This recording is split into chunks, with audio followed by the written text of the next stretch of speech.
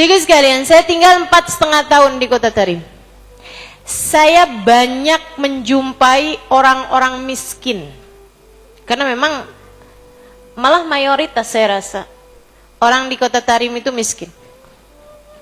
Saya banyak menjumpai orang-orang yang nggak cantik di Kota Tarim. Jadi sekalian yang saya muliakan, akan tetapi secara mayoritas saya mendapati mereka adalah orang-orang yang hidupnya bahagia. Bahagia hidupnya. Masya Allah.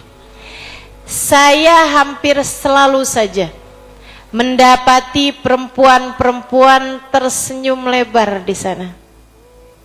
Dengan atau tanpa kemewahan yang bersama dengan mereka.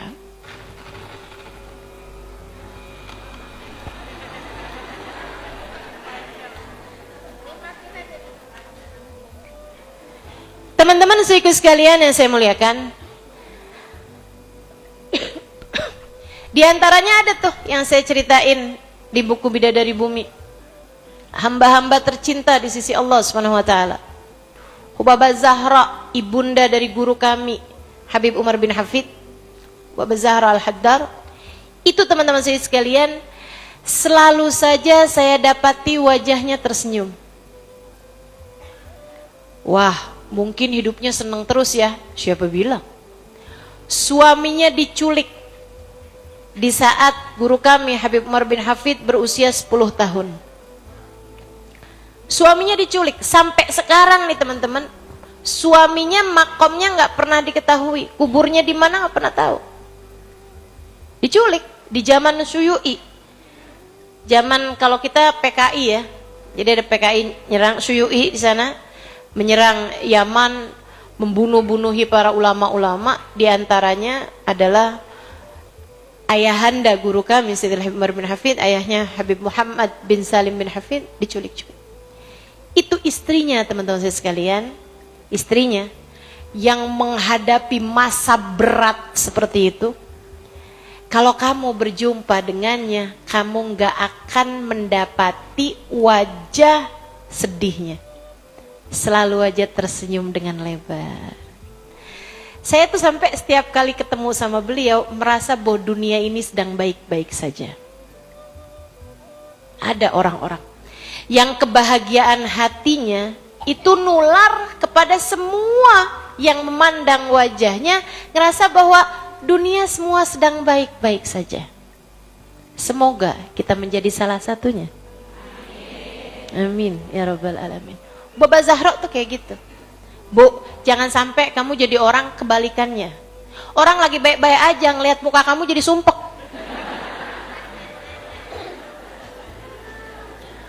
Orang lagi seneng-seneng ngeliatin muka kamu tuh jadi empet gitu kan. Lah yang setiap ketemu minta utangan. Gue lagi susah nih. Lo ada gak? 2 juta deh, 2 juta. Lah ya kan orang lagi hatinya seneng juga jadi gak seneng ya. Masya Allah. Teman-teman siku sekalian yang saya muliakan, ini Hubabah Zahra gitu. Tiap ngelihat beliau, Masya Allah, senyum lebar banget senyumnya. Kayak yang, kayak halik Hubabah, alhamdulillah bkhair, alhamdulillah bkhair. Kayak halik Halimah bkhair. Masya Allah. Bkhair Hubabah, alhamdulillah. Id'i li Rabbuna Karim, Rabbuna Karim. Gitu.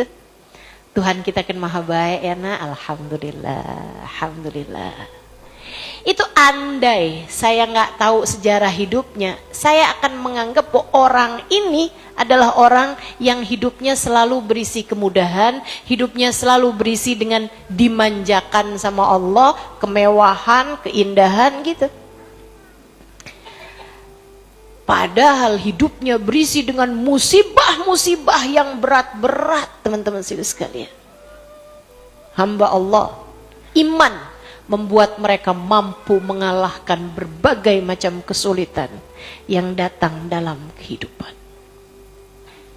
Hubabah Zahra. Saya ada cerita juga tuh. Sebagian saya tuliskan, ada beberapa banyak diantaranya yang enggak saya tuliskan. Jadi sekalian saya muliakan, ada Hubabah Nur binti Alwi itu sampai dengan beliau wafat ya, saya nggak pernah tahu raut mukanya kalau nggak senyum. Saya nggak tahu gitu, dia tuh mukanya kalau lagi nggak senyum tuh kayak gimana gitu.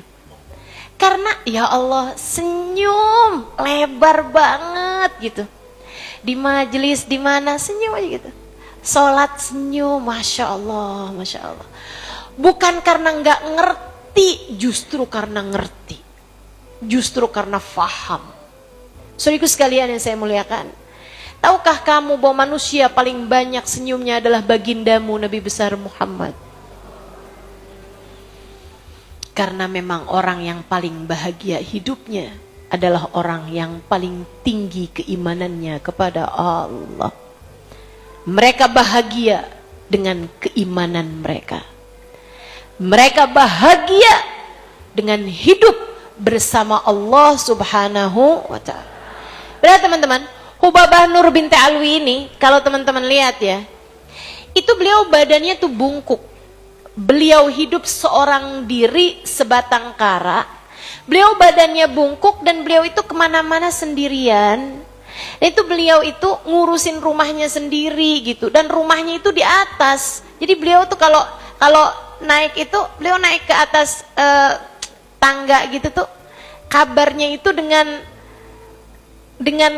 merangkak gitu. Dan itu subhanallah, senyuman tak pernah hilang dari wajah beliau. Bahkan kalau yang pernah baca buku Bidadari Bumi, perempuan tua pertama, ya maksudnya salah satu dari perempuan tua pertama yang saya temui di kota Tarim, Hadramaut, namanya Hubabah Tiflah. Itu teman-teman saudara sekalian, beliau waktu saya temui usianya di atas 70-an tahun, tapi namanya Tiflah. Tiflah artinya bayi.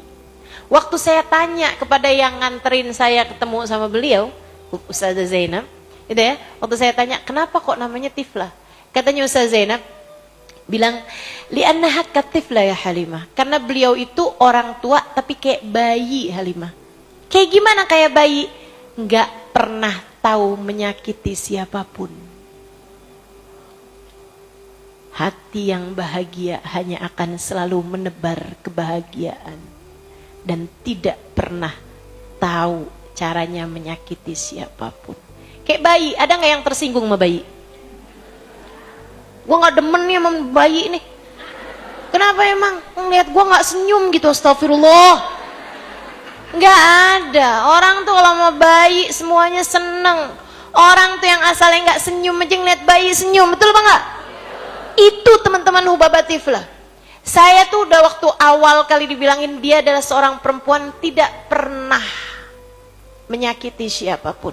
Saya bayangin beliau tuh hidup dalam kemewahan, hidup dalam kesehatan, hidup dalam keadaan yang menyenangkan sampai saya masuk ke dalam rumahnya.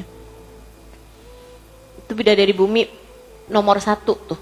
Bidadari Bumi pertama saya dan nomor 1 saya tulisin itu. Karena memang itu yang pertama kali saya dapatin teman-teman.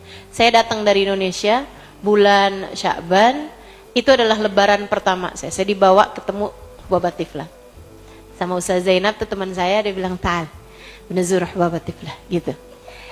Saya nyampe ke rumahnya teman-teman saya sekalian, itu rumahnya miskin papa lagi. Kayaknya nih miskin papa mama juga.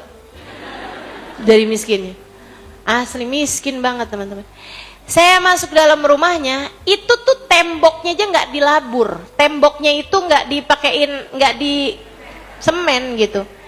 Dan di sana itu tembok itu teman-teman bikinnya dari tanah. Jadi kita tuh kalau masuk di rumahnya, jadi kayak ada di tengah kuburan gitu.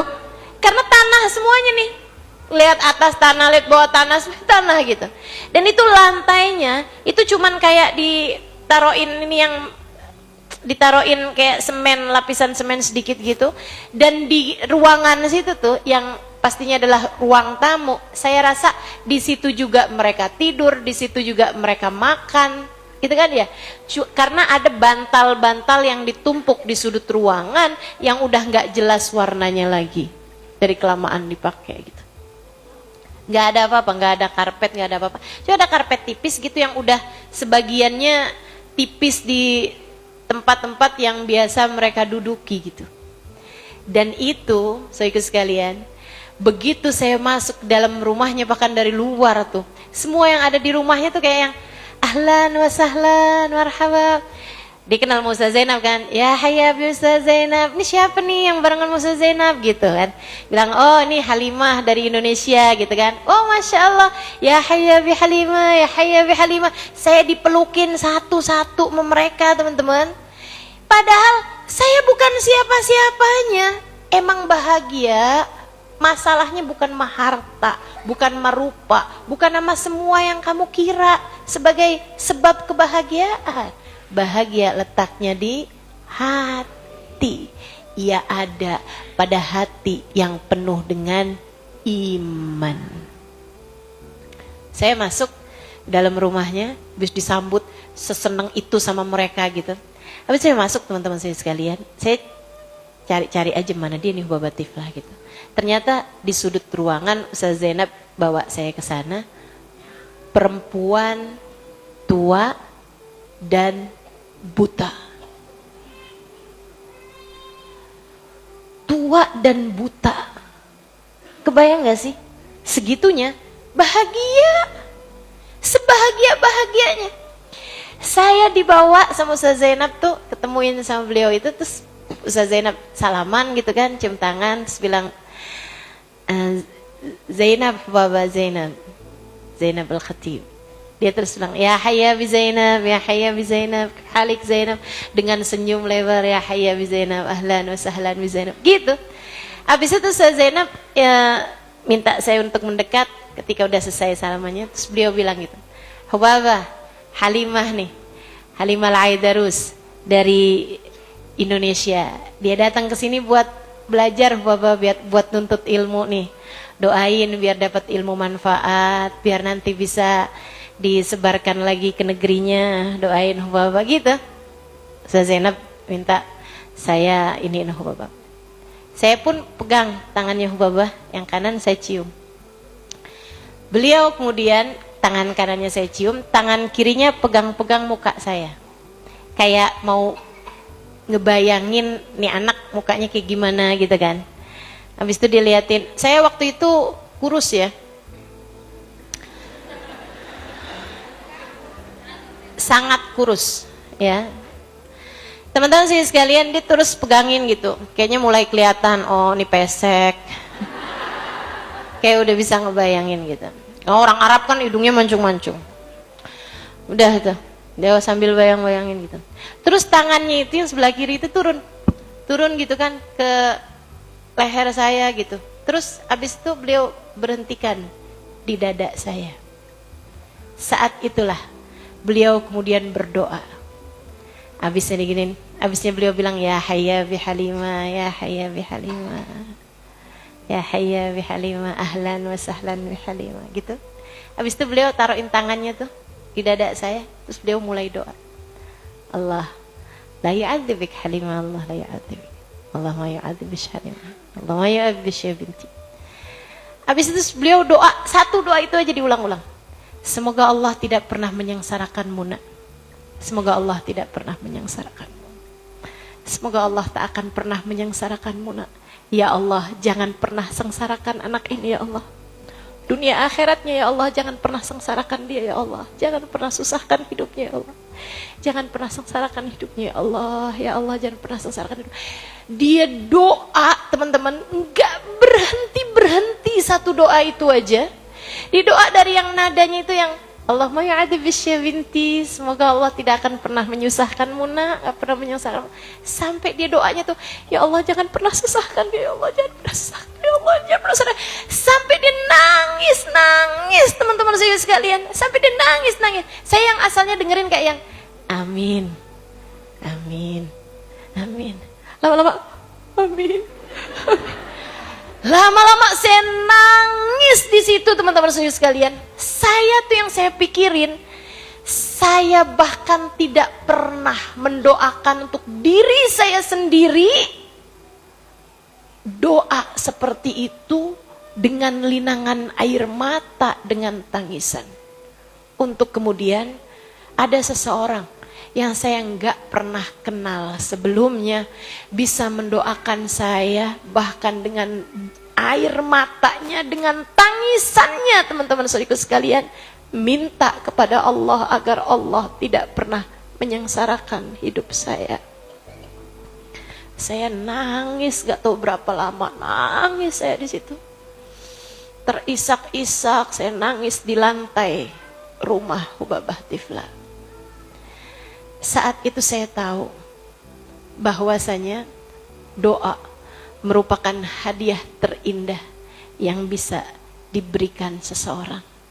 Dan saya ngerasa waktu itu, padahal paginya tuh saya ngerasa itu adalah lebaran paling malang dalam kehidupan saya.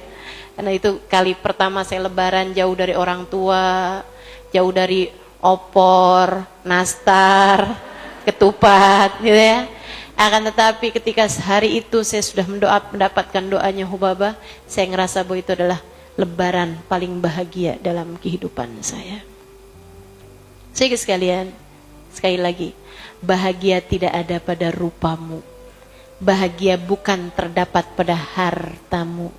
Bahagia tidak ada pada kesehatan ragamu. Bahagia bukan terdapat pada tahta, popularitas. Bahkan bahagia tidak terdapat pada cinta manusia. Gak ada. Bahagia ada pada iman. Iman yang membuat hati manusia bahagia, bahwasanya kita hidup bersama dengan Allah, bahwasanya semua urusan ada pada kendali Allah. Bu, ingetin ucapan saya ini, dengerin dengan baik. Ini saya temukan sesudah saya belajar panjang, teman-teman saya sekalian. Saya kalau lagi sedih, saya kalau lagi merasa susah hati, saya kalau lagi merasa galau, gelisah gitu, saya ingat-ingat. Ternyata saat itu saya sedang lagi mikirin diri saya. Ternyata yang saya pikirin adalah saya, nafsi, diri saya. Saya lagi takut, saya lagi apa tuh ketika saya mikirin diri saya. Dan saya akan bisa switch, jadiin bahagia perasaan hati saya ketika saya sudah mengingat Allah. Jadi kalau saya lagi susah-susah, saya balikin aja ke diri saya. Kamu lagi mulain egois nih. Mulain mikirin diri kamu sih, makanya kamu susah. Yuk kita mikirin Allah. Saya mulai ingat Allah. Saya mulai ingat nikmat yang telah Allah berikan pada saya. Saya mulai mengingat betapa sangat indahnya Allah mengatur hidup saya. Betapa Allah tidak pernah meninggalkan saya. Betapa Allah telah begitu baik kepada saya. Betapa Allah. Untuk kemudian saya mulai merasakan betapa sangat beruntung saya. Allah telah menjadikan saya hamba yang beriman. Bu, Dek, Nak, kesedihanmu selalu adalah tentang dirimu. Dan bahagiamu selalu adalah tentang Allah. Allah. Banyak-banyak ingat Allah. Selalulah berusaha mengingat Allah. Maka kamu akan merasakan kebahagiaan dalam hidupmu. Insya. Coba liatin aja ntar. Kalau kamu udah mulai nangis, susah gitu, kamu mikirin apa?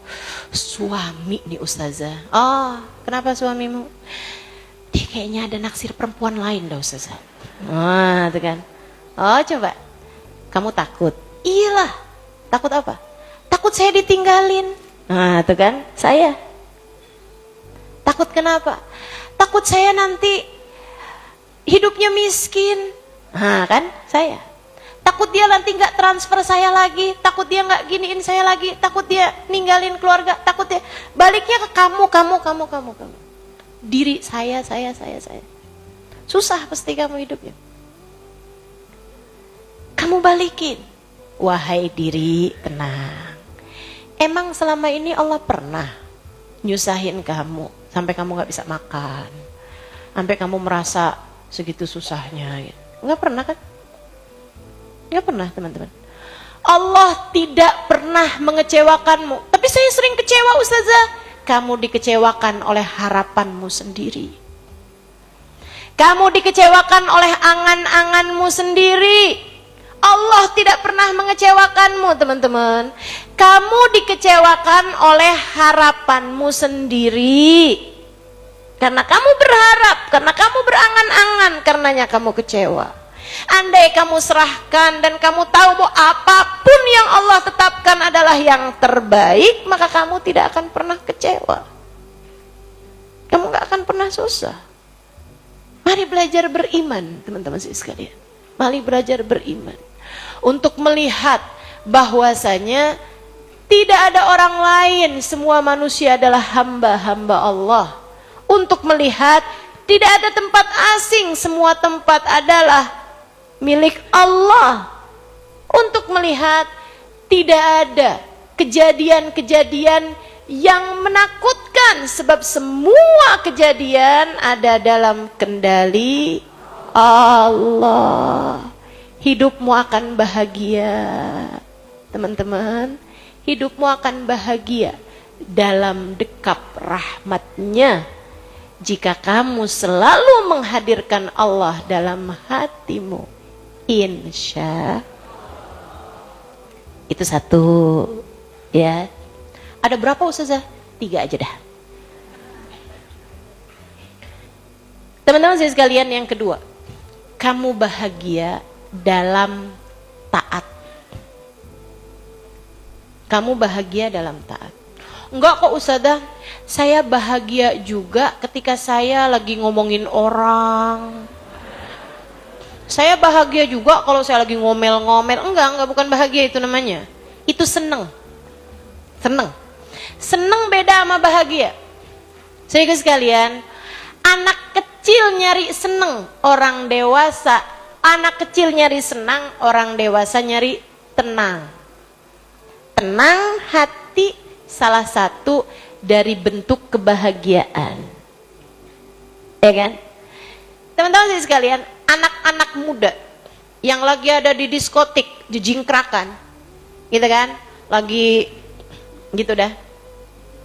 Joget-joget gitu kan. Lagi apa namanya itu? Hah?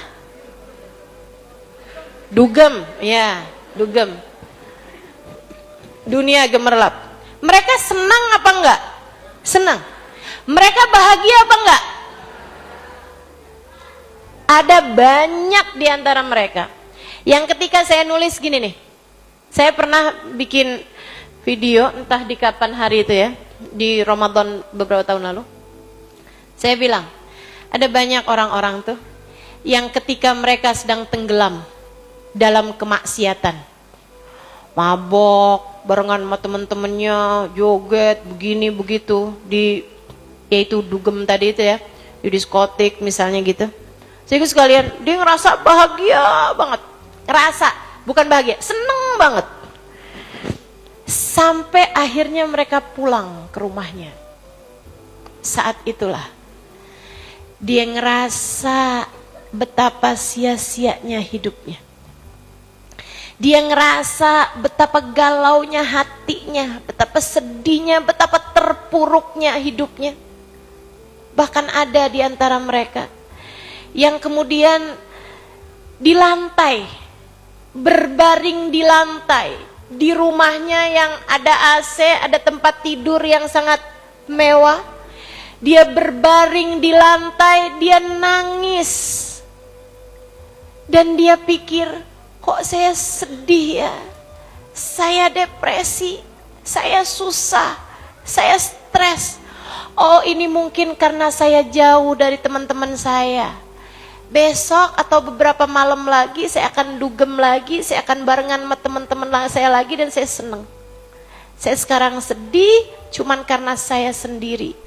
Saya sekarang galau, gelisah, depresi hanya karena saya sedang sendirian. Ntar saya barengan sama teman-teman saya lagi, saya akan ketawa terbahak-bahak lagi, saya akan seneng-seneng lagi, saya akan mabok lagi, saya akan ini lagi. Sekarang saya susah, saya akan tidur aja, saya akan coba tidur aja, nggak bisa tidur, minum pil tidur.